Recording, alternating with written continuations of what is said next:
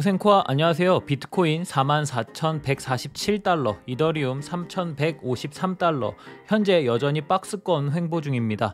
지속 안내드린 지지 저항선 사이에서 놀고 있죠. 좀 더 기다려야 하는 상황이네요. 새벽 FOMC 회의록 발표가 있었지만 오늘 새벽은 변동성은 그리 크지 않은 것 같고요. 회의 내용은 뒤에서 정리해 보도록 하겠습니다. 공포 탐욕 지수가 52, 정말 많이 올라왔네요. 하지만 쉽사리 매매에 손을 올리기엔 쉽지 않아 보입니다. 그러다 보니 자꾸만 금액이 다른 곳으로 몰리고 있어 보입니다. 어디로요? NFT로 몰리는 것 같네요. 세계적으로 보더라도 오픈시 그리고 룩레어의 거래량도 지속 올라가고 있고 현재 국내에선 많은 KNFT들이 성행을 이루고 있죠. 우선 저는 참여하고 있지는 않습니다만 역시 늘 이야기 드리죠. 조심해야 하는 것. 요새 여러 다른 카페들마저도 KNFT에 대해 이야기가 유행이라고 하니까요. 비트코인의 탄생과 발전은 국제 정세를 움직일 수 있을 거라는 이야기를 간혹 드렸습니다. 탈중앙하지만 분명 소위 선진국들은 이에 대한 영향력을 늘려나가고 싶을 테니까 말이죠. 러시아는 3-4주 전만 하더라도 비트코인과 가상자산은 모두 안 된다, 금지한다, 채굴이고 뭐고 다 금지해버리겠다 라고 강력하게 이야기를 하며 가상자산의 부정적인 모습을 보여주었습니다. 하지만 과거 러시아의 움직임을 보면 조금 이상한 점은 있었어요. 20년 가상화폐에 법적 지위를 부여하기도 했었습니다. 다만 결제 수단으로 인정하지는 않았죠. 어떻게 보면 러시아는 큰 그림을 그리고 있었던 게 아닐까 싶습니다. 오늘 러시아는 최초로 CBDC에 대한 첫 테스트를 성공적으로 마쳤다라는 뉴스가 나옵니다. CBDC는 무엇인지 다들 아시나요? 일단은 국가에서 운영하는 디지털 화폐라고 이야기를 해두겠습니다. 엄연히 가상자산들과는 조금 다른 맥락을 갖고 있습니다. 모든 국가가 CBDC를 강행하려는 이유는 하나입니다. 물론 사용자들 역시 편리할 겁니다. 개인의 지갑을 하나씩 갖게 될 것이고 그 모든 것은 정부 기관과 연결이 되겠죠. 이 부분에서 국가에서 가질 수 있는 강점이 아닐까 싶습니다. 정부는 이제 모든 지불과 예산 지출 관리를 조금 더 쉽게 할 수 있는 상황이 되어버리는 것이죠. 탈세를 목적으로 움직이는 금액들이 사라진다? 이렇게 봐도 무방하지 않을까 싶네요. CBDC에 대한 이야기는 할 말이 많은데 한번 정리해서 영상 따로 찍도록 해보겠습니다. 러시아에서는 지속 가상자산에 대한 긍정적인 뉴스를 내보냅니다. 가상자산, 즉 비트코인을 더불어 알트코인을 금지하는 것은 현 시대에 인터넷을 금지하는 것과 같은 맥락이다라는 이야기를 러시아 재무부 장관이 합니다. 러시아 재무부는 지속적으로 비트코인을 역시 하나의 통화로 인정하는 것에 대한 추진을 지속하고 있죠. 다만 아직 러시아 중앙은행과는 협의가 되지 않은 상황인가 봅니다. 하지만 결국은 이루어지리라고 생각합니다. 러시아 푸틴 대통령 아시잖아요. 아마 그들이 원하는 대로 이루어질 겁니다. 러시아와 우크라이나는 지속적으로 대립하고 있다고 합니다. 사실 이런 전쟁 이슈가 장기간 지속될수록 여러 자산들의 가격은 들쑥날쑥 변동성이 더욱 커지죠. 전쟁은 무서운 것입니다. 그리고 지난 영상에서 전쟁이 발발될 시에 대다수의 나라가 스태그플레이션까지 도래할 수 있다 이야기를 드렸는데요. 세상에 믿을 놈 하나 없긴 하지만 양쪽 입장이 너무나 다릅니다. 러시아 측은 우리는 전쟁을 할 이유가 없다라고 이야기를 하는 반면 우크라이나와 미국 측은 저거 다 거짓말이야 라는 뉴스가 몇 주째 연속으로 나오고 있죠. 이런 대립 구조가 장기간 되는 것이 누구에게 이득일까요? 하루빨리 각 국가들의 수장끼리 만나서 악수하고 정확하게 약속하는 모습을 보여주었으면 좋겠습니다. 자, 미국과 러시아가 대립을 진하게 하고 있습니다. 그런 와중에 국제 유가는 점점 올라가고 있고 모든 에너지원들의 가격은 오를 거예요. 더불어 미국과 러시아 새롭게 떠오르는 가상자산에서 보이지 않는 곳에서부터 철저하게 준비를 하고 있습니다. 그 시작은 비트코인 채굴이겠죠. 현재 상위권에 머물고 있는 나라는 미국, 카자흐스탄, 러시아이고 카자흐스탄은 전력난으로 이 채굴에 대한 산업을 다시 생각하고 있는 상황이죠. 21년 1, 2분기까지만 하더라도 이 나라들은 채굴에 대한 강한 모습을 보여주진 않았습니다. 하지만 우리 모두가 알고 있듯 큰 이단아 한 명이 빠져나가면서 빠른 속도로 올라와 자리를 차지했죠. 중국 내부에선 어떤 생각을 하고 있는지 모르겠습니다. 그리고 이 모든 가상자산에 대한 밴을 한 것에 대한 결과를 어떻게 생각하고 있을지도 말이죠. 하지만 제 개인적인 생각으로는 아쉬워하고 있지 않을까 싶습니다. 다만 이런 상황에서 중국에서도 조금씩 움직임의 변화를 하고 있는 모습이 보입니다. 가상자산은 안 되지만 NFT는 된다? 이게 참 아이러니한 모습이죠. 중국의 대표적인 코인 네오, 중국은 BSN 블록체인 서비스 네트워크를 추진 중이고 이와 동시에 CBDC에 대한 개발을 박차하고 있죠. 그리고 이 뉴스는 이 BSN과 함께할 파트너 중 하나로 네오를 선택하겠다는 이야기입니다. 또한 네오 자체적으로 N3 런칭과 NFT 및 디파이에 대한 여러 프로젝트들이 함께 나온 상황이죠. 중국도 마찬가지입니다. 가상자산을 배제하면서 국가적인 큰 성장을 할 수는 없을 겁니다.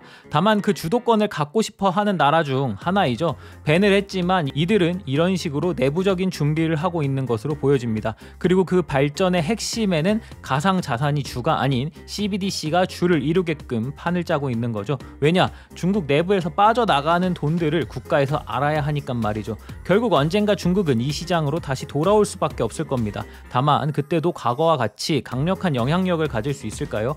하지만 중국의 시장 복귀는 아마 큰 호재로 작용되지 않을까 싶습니다. 그게 언제가 될지 지켜보자고요. 마지막은 미국입니다. 미국은 사실상 거의 매일 뉴스가 나오고 있는 국가죠. 현재 세계 경제 1위이기도 하고 전 세계의 돈은 미국으로 몰리고 있다고 봐도 무방하니까요. 미국은 이미 도시코인을 기반으로 가상자산이 실용화되고 있음을 보여주고 있습니다.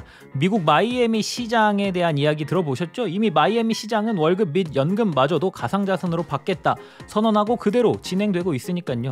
스택스 특별편에서도 이야기 드렸지만 마이애미 코인, 뉴욕 코인과 같은 도시코인들은 이미 성공적인 모습을 보여주고 있으며 앞으로 더욱 많은 도시들이 이것을 선례로 도시코인에 대한 수용을 하지 않을까요? 이런 와중에 미국 콜로라도 주지사는 여기에 방점을 찍습니다. 여름까지 가상자산으로 세금을 납부하는 것을 수락하겠다고 말이죠. 또한 익명의 중개자를 통해 가상자산을 법정화폐로 교환할 가능성까지 있다고 이야기를 합니다. 다만 콜로라도에서는 가상자산을 본인들이 소유하지는 않을 것이기 때문에 변동성에 대한 우려는 하지 않아도 된다고 발표합니다. 이처럼 이미 미국 내에서는 가상자산이 하나의 화폐처럼 사용되고 있는 상황입니다. 더불어 미국 정부 역시 이에 대한 법안을 최대한 빠르게 만들기 위해 많은 노력을 기울이고 있는 상황이고요. 전 세계에 영향력이 있는 나라로 발돋움을 할 수 있는 기회를 이들은 확실하게 포착하고 있는 게 아닐까요? 2월 17일 저는 코인생존기의 김비트입니다. 어제도 올림픽에서 대한민국 선수들이 우리나라의 위상을 높이 알렸죠. 우리도 내부적으로 빠르게 움직여 가상자산에 대한 영향력이 좀 있는 나라로 발돋움했으면 좋겠습니다. 그럼 오늘도 코인생존기 출발하겠습니다. 가자! 구독, 좋아요, 알림 설정 부탁드립니다. 오늘도 소중한 시간 내주신 구독자, 시청자 여러분들 항상 감사하고 사랑합니다.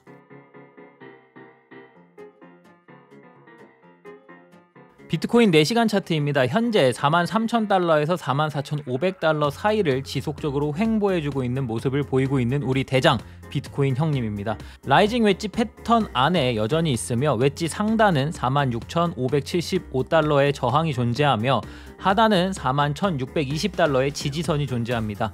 둘 중에 위로 혹은 아래로 돌파한다면 해당 돌파 방향으로 시장이 흘러갈 가능성이 높습니다. 보통 라이징 웨지 패턴은 하락을 예고하고 있는 패턴이긴 하지만 20년부터 비트코인의 상승세는 라이징 웨지를 상단 돌파하여 하락 패턴을 무효시키는 움직임도 상당히 많았기 때문에 라이징 웨지는 곧 하락이라고 이야기 드리긴 어려울 것 같습니다. 저점에서부터 약 39.2%나 반등한 현재 상황입니다. 시장 자체가 완벽하게 상승으로 돌아선 것은 아니지만 많은 분들이 환호에 차 있는 모습을 많이 볼 수 있습니다. 보다 객관적으로 그리고 냉정하게 시장을 지켜볼 필요가 있다고 생각합니다.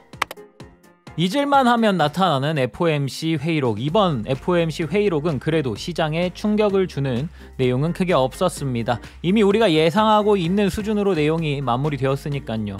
그렇다면 이번 회의록에서는 어떤 이야기들이 있었는지 간략하게 요약해 보도록 하겠습니다.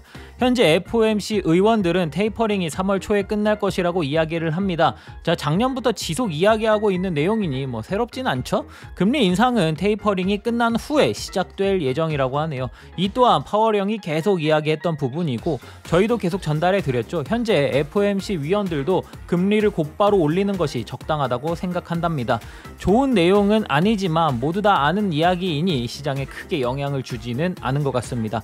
또한 통화 정책을 금리로 컨트롤하기를 원한다고 이야기를 하죠. 시장에는 긍정적인 걸까요? 긴축에 대해서는 아직 결정한 것이 없다고 합니다. 긴축은 금리 인상 후에 생각한다고 하네요.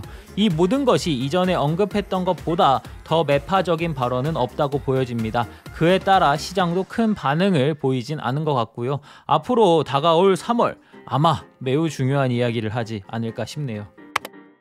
오늘의 분석 알트코인은요, 세계 1위 거래소 바이낸스의 거래소 코인 분부입니다. 일봉 하락 추세의 저항을 받고 있는 분부입니다. 하락 추세 부근에서 숏 진입이 유효해 보이며 돌파 시 일봉 121선과 매물대 저항인 $500까지 염두해 두셔야 할 것 같습니다. 현 위치에서 조정 시 짧은 지지 구간은 일봉 5일선과 11선 사이인 $412와 $415이며 이후 일봉 상승 추세 부근인 $380 그리고 더블 바텀 구간인 $336가 되겠습니다.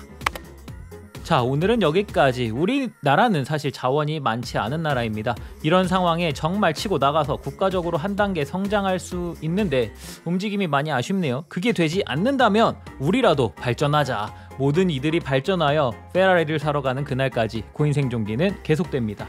쭉.